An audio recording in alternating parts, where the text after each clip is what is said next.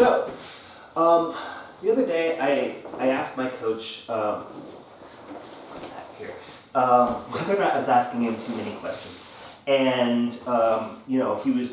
he's been giving us time to he's been doing like 25 minutes of instruction on how to do certain techniques, and then he's giving us 5-10 minutes to drill at the end of our lessons there, and so. What I've been doing a lot of times when I'm drilling is I'm not just drilling the stuff that he showed me, but I'm thinking through the problems that he has been posing, basically, and trying to figure out, okay, well, how do I address this? How do I approach this issue? And I asked him, am I asking too many questions? Am I spending too much time conceptualizing? Am I not using the time that you're giving me in a way that is productive and in the best use of my time now? And he said, no, that's bullshit. You are doing exactly what you need to be doing in this period of time. And so I want to pass that on to you guys. I want you guys to be trying to think through everything that I've given you. And start looking for the problems that I'm posing, right? And start thinking about the problems that you might encounter and how you're going to address those problems as they come up. So one of the first things that I was talking about, and I guess I'm going to move this over here. I know I just moved it again, but so we go through our guard break. Palm on the sternum, like right here in the solar plexus, right? Palm on the hip. Tuck your tail like a scared dog, push your hips up and forward, and your opponent should feel that there's quite a bit of strain on their ankles already. Put my knee to the butt, being very careful that I'm shifting my weight a little bit over this way, right? If I need to widen my base first, that's fine. But I'm shifting my weight over so that my knee is slightly to the outside of my hip. If it's slightly to the inside, right? My base wasn't wide enough to begin with, but I'm also heavy that way, so it's going to be easier for him to sweep me. Now from here, I can move my hand back, drop my legs back, and he should open up by then. If not, right, I can keep my elbows buried in. They can go on the inside of his thighs. Now my coach likes to bring the front knee up because it's already there and it already has, it doesn't have to travel as far. And so the thing about this is my weight is currently on that knee, right? So I have to put my weight on my partner, which is not bad, right? And I need to shift that forward. When it comes forward, if my foot is not deeper than my knee, I'm gonna use my toes to walk it forward, and I'm gonna bring my elbows to the inside. Now, you can bring to the outside, and this is a silly thing that he mentioned the last few classes that I went to, but if somebody brings their arm to the outside like this, notice this arm's kind of the outside too, right? I don't want it like completely on the inside here, right? And so here, it's gonna be easier for him to keep this out and this one in if I let him, and he can pop me up into a triangle choke. So that's why like both arms are on the outside, so if he tries to pop up, right, I can just scoop under and I can go for double under. He's not, I know that there's the straight head scissors there, but honestly, that shit's really easy to get out of. So, I'm not going to be too worried about that. So I come to the outside or onto the inside. Now the inside frame here, guys, stops him from being able to get that triangle choke, and it stops him from relocking the guard. If I have my arm to the outside, he can pull on this arm, not even go for the triangle, but then he can just use his leg and kick me over. And it's going to be really easy for him to do that because I don't have a way of posting. I now have a dead angle there. So if I'm here on the inside, he can pull on that arm, but it's not going to be as easy for him to just take me over here, right? So for me, coming up into that combat base, this leg's back, my weight's on this leg, right? And I've already got my elbows tucked in, and so it's really easy for me to just pick that leg up and come into my combat base this way. And we did have a conversation about that a while back, and he was like, he doesn't like it because the leg has to move further, but I explained my kind of why I felt it works for me, and he's never been like, well, don't do it.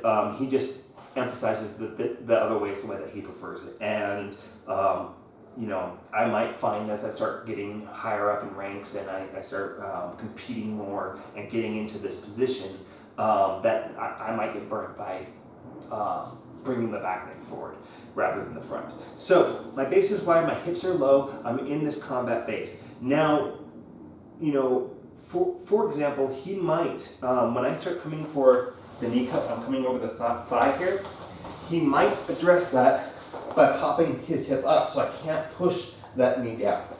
So if that happens, let's say I'm cutting this side just so I can go up off my good side here, right? I'm trying to push down, he lifts his hips up so I can't, it's gonna be harder for me to do that. So what I'm gonna do is I'm just gonna bring my knee to the other side, push my hips forward and lean back a little bit. Now from here, I'm gonna try to go for the underhook on this side.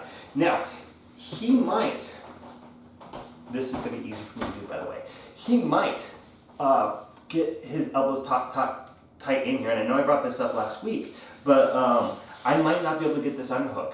So if I continue on with this pass and I slide all the way through, he just has to spin his shoulders around and take my back. It's gonna be very easy for him to do. So while I still have that leg pinned, there's two things that I can do. And the ways, and these were things that I had kind of come up with, and again, he had to sit there and think about it. He's like, no, actually, I think that's brilliant. But two ways that I can handle this, right? One is I can take my arm, instead of underhooking my arm, I underhook the leg. Now, if I underhook the leg, I do have to be careful, right? Especially when this comes off, and I'm no longer pinning that other leg down, that he doesn't get me in a reverse triangle, right? And so what I want to do is when I underhook this leg, I want to keep my head, like I'm touching the back of my head with my arm here, and my head is glued to that hip, okay? The reason why I'm doing this is so that he can't come around to my back. I couldn't get that unhooked, but he can't get around to my back. And then I can continue that pass here, and again, I can't get triangle because I've created this little bit of a shield, and I'm keeping my head to the outside of this, right? Whereas if I kept my head up, right, he could potentially push on my head, throw his leg under, and then come on top, and he has me in a little 69 kind of triangle there. The other way I can do it, guys, it doesn't put me at any risk for the triangle, but kind of can put me in a little bit of, maybe I'm wrong on this, a bit of risk for a normal climb. I don't think I'm wrong on this, but I come over the top and I go around this way, right? And so now, again, he can't come around back here, right? I'm committing myself a little bit back, right? So it's important that maybe I'm starting to reach up here. I'm starting to put my weight and rolling it into him. If I stay back here, you know, he can start to sit up on me and potentially take me over and take north-south or something along those lines. So I'm putting my weight on him and I'm projecting my weight forward a little bit here as I hold on to this. Now he cannot lock up on my leg because I've got this arm here, right? And then I can just turn that corner, let go, and take my side control position, right? So, you know, these are just general answers to questions that have come up in my mind. And how do I address this situation of he's not letting me get that underhook, right? So, another thing that can happen here, like I start to come here. Now this leg, usually I can float here. And if he's not grabbing onto my leg here, and I might be able to just push on that thigh there, but I actually want to have my hip here. So if he's not, my hand here. So if he's not grabbing onto my leg here, we can start going into, I think we covered this already, but I can just sit up on him like this, right? So he can't come around to my back, and I'm just putting my thigh right on the hand that's right here. And again, we started to talk about this last time, but I'm heavy with this leg here, and then I can start to, you know, potentially get my knee under there, post under here, and now I've got this position, thigh, ground, arm bar, right? So I can use the fact that he's so committed to keeping that arm in so I can't get that underhook, that I'm using that in order to, you know, just come right into that attack there. So again, I'm starting to go this way, right? Potentially, like, you know, if he's not grabbing onto that leg, right, I can't get that underhook. This leg is free, right? So I can come into that reverse knee ride, helicopter into the mountain, right? So for that inside knee cut, so for me, the leg that's deeper inside, like that's across the body, this is an inside knee cut, this is an outside knee cut, right? So, I'm going over the same leg, but this one, is more to the outside where this is, or I could call this the same side, far side knee cut, right?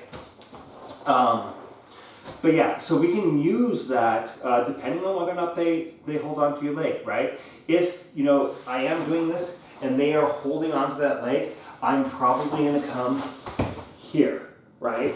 I'm going to let them hold on to that leg. I'm going to post way out to the side, rise up, slip through. And now it's going to be really hard for them to hold onto that leg.